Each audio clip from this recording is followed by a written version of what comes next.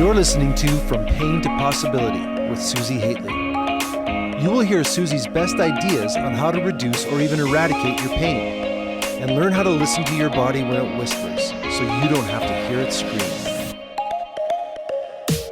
And now, here's your host, Susi Hately.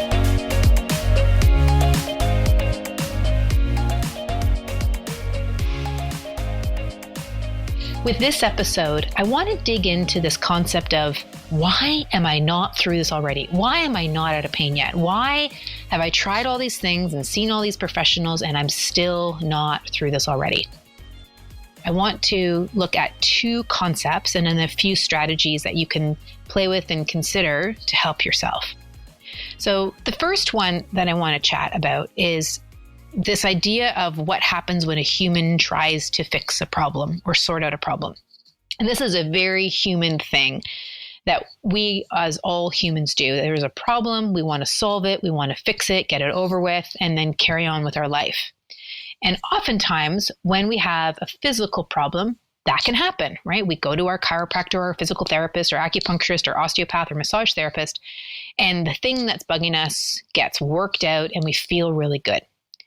Other times, we can do any one of those things. We feel really good, but then that feeling really good fades away very quickly. And we wonder to ourselves, why has it faded away? And then we go back, do it again, same thing happens. Go back, do it again, same thing happens. And then what can occur out of that is we can get into this place that is sort of a resigned acceptance, or a place of tolerating, or maybe even a place of denial, or just a space where it's like, maybe this is just the way it is, even though there might be this little innate knowing, a little niggle inside that says, I don't think so, but I really don't know where else to look. And so someone might have a similar condition and they meet them at a cocktail party, or they read something online and they go, ooh, maybe that's the thing that's going to help me. Like, they got that fixed. They have something similar. I'm going to go try out that person. And then the same sort of scenario happens. So we fall into this trap of fix it and then frustration, which can look like resignation or denial or tolerating of some sort. And different people will experience the other side of fix it in different ways, just depending on who you are. But it's the basic concept of this oscillation between these places. And one of the reasons this oscillation can happen, particularly in states of persistent pain and persistent symptoms, is because we're trying to solve the problem that isn't. And what I like to say is where the pain is not actually the problem. Where the pain is a signal or a sign that there's something up.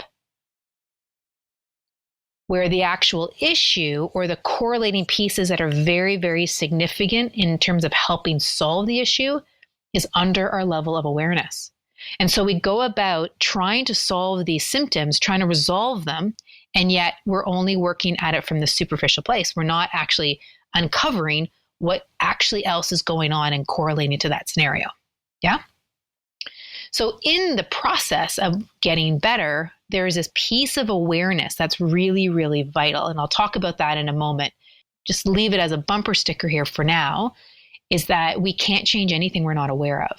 So it would make sense that you gain some short-term gains from some professionals that you're working with, but then it doesn't consistently stick because there's a piece of your awareness that isn't fully being addressed, or you're not fully experiencing or looking at. And then when you start to, that's when things will start to shift.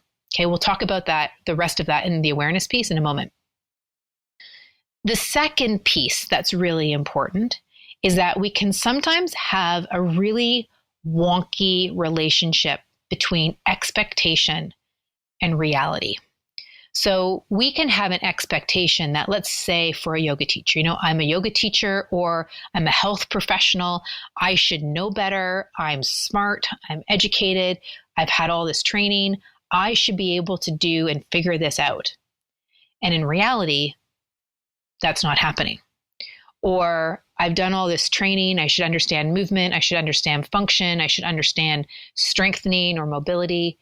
And then in reality, what we're seeing is that the movement capacity that one has, or the capability that they have, is less than they expected. And so it can be very frustrating because there's a miss between what they ought to be able to do, or what they feel they ought to be able to do, and the reality. And when I'm working with someone, what becomes very, very important and significant in helping them get better is really getting clear on what the reality is. Because when they can get clear on what the reality is, then they can start to make the changes that are needed. So then they get to that piece that they're expecting, that thing that they feel they should be able to do or they ought to be able to do. They can get there a lot quicker. Okay, so how does this all happen? Well, as I mentioned a moment ago, the awareness piece is a really, really significant piece to both of these parts, the expectation and reality relationship, and where the pain is isn't the problem, right? The awareness is really, really interesting and fascinating.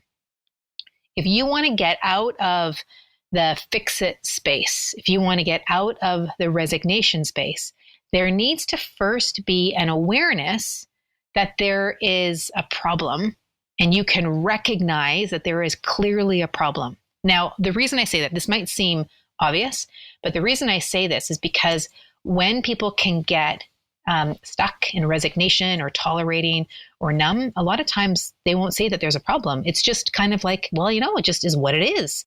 So when someone starts to become aware that, maybe there is actually a problem here, that's the first piece of the awareness game. The second piece of the awareness game is deciding that you can change it, right? You as the individual. And this is really important here too, because when we are in the fix-it space, we tend to look externally to ourselves for somebody else or something else to fix the problem. And the trouble with that is that while initially it's a good place to start, right, to kind of recognize that symptoms can go down and there can be some relief, but ultimately we are a very, very dynamic, systematic, full of blood and bones and communication strategies and emotions and feelings. And there's so much that goes on inside of us that just one external thing, particularly if you're someone who's got persistent issues, one external thing is not going to be the thing that's going to support you. So there's this place of deciding that you can actually lead this process and gain some more awareness about where the pain is isn't the problem, and that there's something that's under your level of awareness, and that you're able to start to explore, how do I discover and how do I explore, how do I work with that thing that's under our level or under my level of awareness? So then the next stage of that is discovering the patterns. And the reason why I'm saying discovering the patterns is because the power is in the pattern. So if we just say to our professional that's working with us, how do I fix my hip? Or what do I need to do for my back? Or I got the shoulder problem.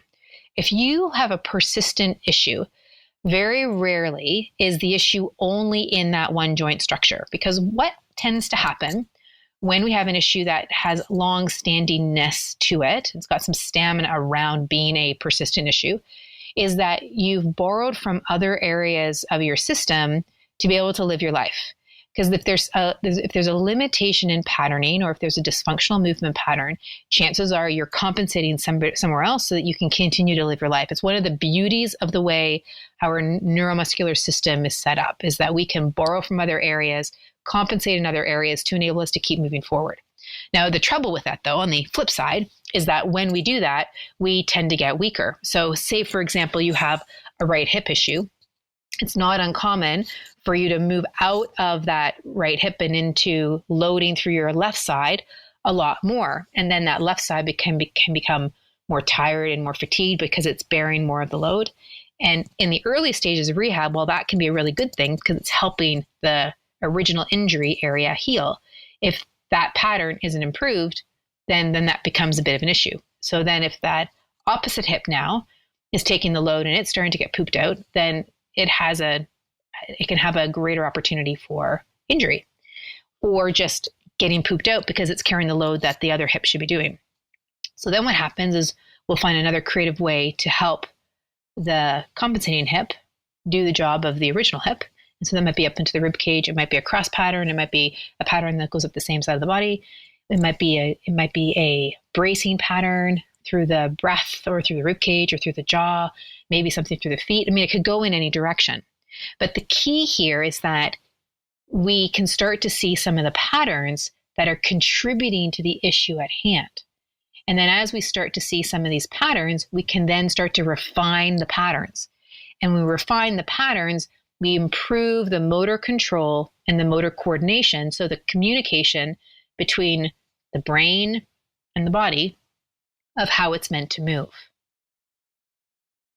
When we can improve that control and that coordination, well, then areas of the body that are meant to be doing the movement do the movement. And the areas that are not meant to be doing the movement don't need to do the movement. So we become a lot more efficient in our movement patterns. And then we can also notice when the inefficiencies start to arise and start taking us off our game. So let me talk about that one more time. So we can be in this place of tolerating or resigned or numb. And then we start to recognize that maybe there's this awareness piece that's letting us know that there's actually a problem to solve. So we can recognize that there is a problem, and we decide that we are the ones that can actually change it. We as the individual. And then from that space, we can discover the patterns that are contributing to the issue and then refine those patterns. Right? So what happens is then if we come to this expectation reality relationship, we can become really real and cognizant and clear about what's actually happening through our system. What's working that should be working, what's working that shouldn't be working, where we're compensating, how we're breathing, how we're typically going about things.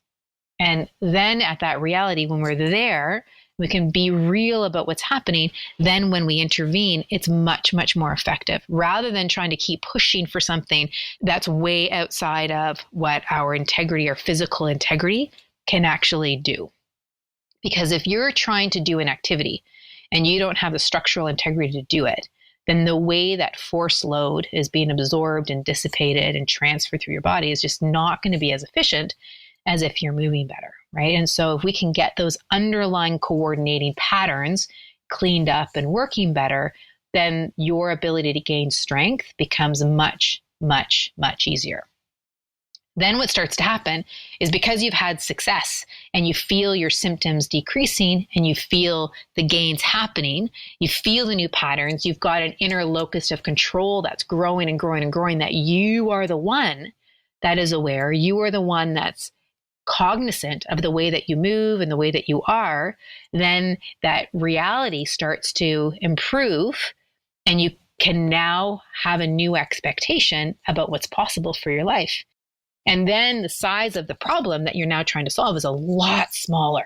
Because this is the problem. We have a scenario where we're coming into the reality of what's really so of our movement patterns. It can sometimes be quite frustrating and shocking. When we're first becoming aware of how little that we actually move, which is very common for people who have persistent pain, is they don't realize how little they move that's actually really good movement. When they realize that, it can be so frustrating and the problem just seems so massive, when in reality, the sooner they can get to what actually is so that they can solve the actual problem, the resolution comes a lot faster, right? So you slow down to speed up. The slower you go, the faster you get better, over and over and over and over and over and over again. But what's important in all of this is that there is a price to pay for growing awareness. And that is responsibility. So once you're aware of something, you'll recognize that there are these patterns. You'll recognize compensatory strategies that you're using. And you can't become unaware of those things. You might not like what you're becoming aware of. And yet it's the goal that's going to move you forward. So what's important is that your awareness and your attentiveness in the process of your improving movement are really, really key in this partnership of your getting better. These are two characteristics of you that can feed your process moving forward. There's a third concept that I want to talk about around getting better and where things can go sideways. And that is, there can be this expectation of the process being linear. And what's interesting is if you look at it, once you're through it and you're on the other side of it and you're feeling much better and you're moving into the life you want to live, it is actually a linear process. But while you're in it, it's very much not a linear process. So sometimes what I'll do with clients early on is I'll talk about this nonlinear approach to linear progress. And I'll write up on the back of their program, or I'll put on a flip chart. I'll say, okay, so think about the positive feelings that you're feeling when you feel good, right? And so typically, not all the time, but typically, people will say, I feel taller, I feel lighter, I feel open, I feel spacious. And I'll often use the words that they've used in their session with me, like, ooh, I'm feeling more mobile, and ooh, there's like more vitality there, and there's more suppleness there, or there's more openness there. I'll use those words for them. And then to give me the words for when things are feeling less positive, right? Strain, tension, pain, tingling, numbness, and ache. So what I'll then send them home with is an awareness exercise where I want them to notice when they're feeling the positive stuff and when they're feeling the negative stuff. And what I'll say to them when I'm doing this is that these characteristics, even though I'm labeling them as positive or negative, that ultimately they're not negative or positive. They're simply qualities of how you feel. And if they can move forward with understanding that neither of them really are negative or positive, I'm just grouping them that way for sake of ease. When they get that, if they're just signals in their system and communication in their system saying to them what's up, then it starts to change the dynamic of how they feel between themselves and their body. So then when they come back, they typically have some type of graph of sorts where it's like, I felt open or tall or spacious, or I felt strain, pain, and there tends to be an up and downness of it. And then I ask them, what did you notice in and around those times when you felt spacious, openness, tallness, lightness, supple? What did you notice when you had strain, tension, pain, tingling, etc.? What else was happening before or during? And then they start to see other data points, other pieces that are contributing to how it is that they're feeling.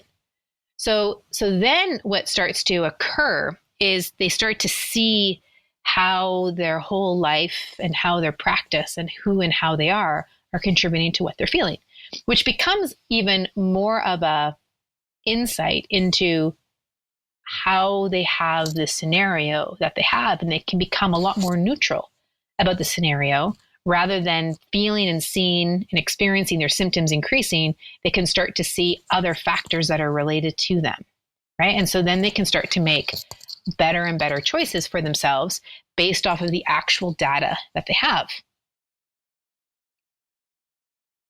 So the distinction really between rehabilitation and getting on with the rest of your life is that in rehabilitation, you're growing the awareness of these yellow lights or of these whispers and utilizing them effectively and improving your overall awareness and growing that awareness, and then applying that into more and more complex movements and more complex activity. Because even when you get to better and better activity, you still have to hone and improve your structural integrity for every new challenge that you have.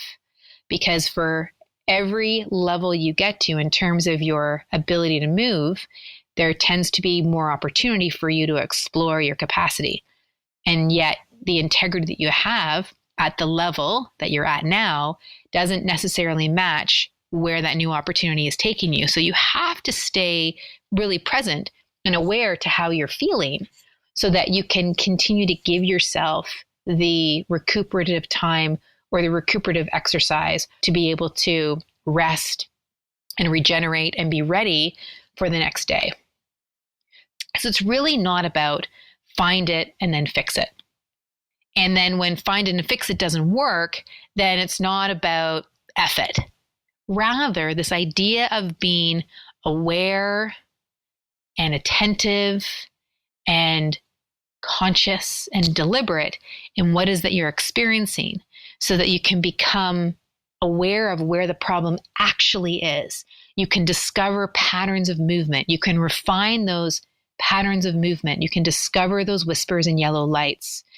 You understand that as you grow and develop these new patterns and better movement patterns, that your integrity is matching the activity you want to do now. And so for each new opportunity of activity that you can be faced with, you need to recognize that your integrity is not quite there yet. So you have to be aware of how your body is moving so that you know how fast you can push yourself, when you need to recuperate, what other support that you need.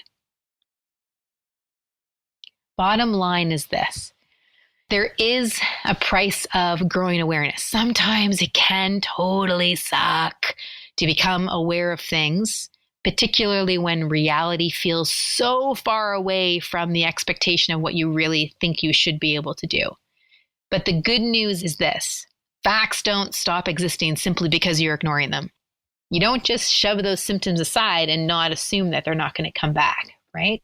And you can't become unaware of something that you have become aware of.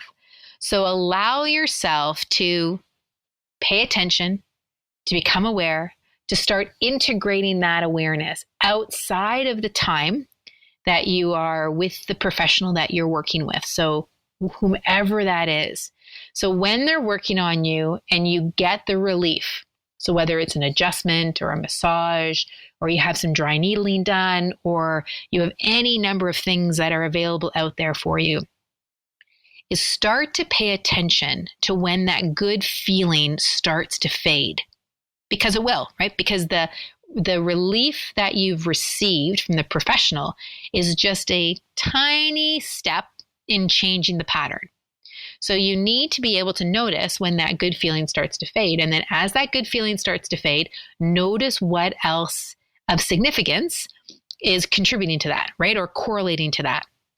So that then when you might go back to the practitioner, you can say to them, okay, this is what I'm now noticing. So this adjustment or this massage or this whatever technique that you gave me or did for me, that gave a result that lasted for this period of time. And I noticed that when I did X, Y, and Z, that it contributed to it. So now what should I do? And then they'll likely assess your body and assess your movement. And then there'll be some intervention that will happen. And then from there, you'll probably have a longer period of time. But the key is your awareness, and you're articulating that awareness back to the practitioner will really support the relationship between you and them. And then you can really move this forward. So have fun enjoying and exploring that concept of awareness, understanding that it really is a missing piece for many people in the recovery and healing process.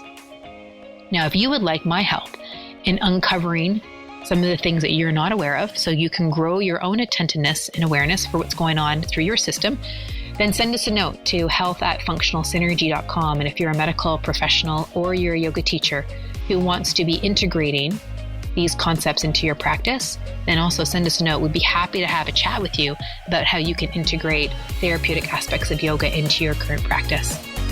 Have a great time exploring.